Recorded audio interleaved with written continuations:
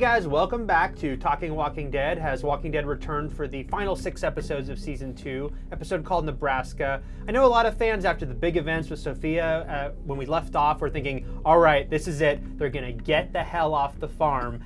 They didn't get off the farm, but I still thought it was a good episode. It was a good episode. It had moments, but one of the things I liked that it did almost immediately was address a lot of the questions we had coming out of that last episode, which was, did Herschel know she was in the barn the whole time? He says she didn't, but the fact that they were asking him, like, you knew she was in that barn and you made us look all over and risk our lives for it. And he says Otis, yes, volunteer paramedic, expert, classically trained guitarist, zombie wrangler. He said Otis must have put her in the barn. That timeline still does not work. Doesn't work, and I still don't buy Otis by himself doing that job when we saw what it entailed, but at least, like he would have had to have gotten her, then went out hunting to shoot the deer, to shoot Carl, and like... I know. It's asking a lot, but like you said, at least having these people bring up what we were bringing up was nice to see. So it's still a possibility that Herschel knew, but it's now just denying it, you know. Yeah, and then, look, it was dealing with the aftermath, the grief right away, which I thought was, dealt with well. I really liked that moment, just a visual, but when they were having the funeral for the people they knew,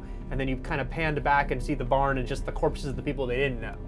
Because that's kind of what their life is like. We'll deal with people we know. These other zombies, we're going to burn them. Rick got his badass leadership moment at the end of the last episode when he shot Sophia.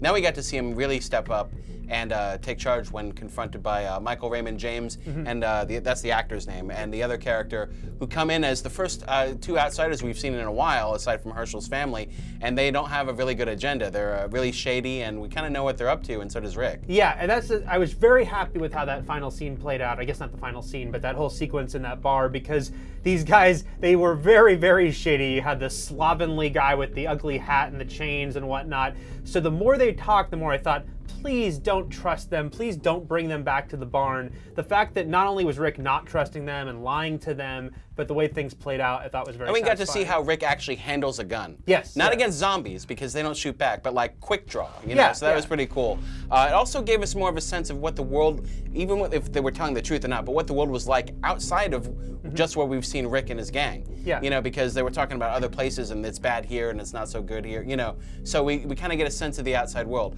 I do also want to bring up, people are really critical of this show, but I think they're going to be pretty critical of Lori on the open abandoned road, the one moment when she looks at the map, totaling and wrecking, wrecking her car, like now she's in danger. Also a very bad parent, because her leaving means that there's a possibility that she and Rick might not come back, meaning Carl has no parents at all. Yeah, I wanted to bring that up too, because this show does have to work on the female characters who I know rub people the wrong way a lot, are sometimes not very strong and not, not straightforward in their decision making. And so to have Lori just be a bad driver and look at a map and crash her car, zombie aside, it was pretty hysterical. Actually, I would have preferred at this point there'd be no zombie. Yeah, it's exactly. It's like that scene in Wet Hot American Summer when he just crashes into a tree. Yes.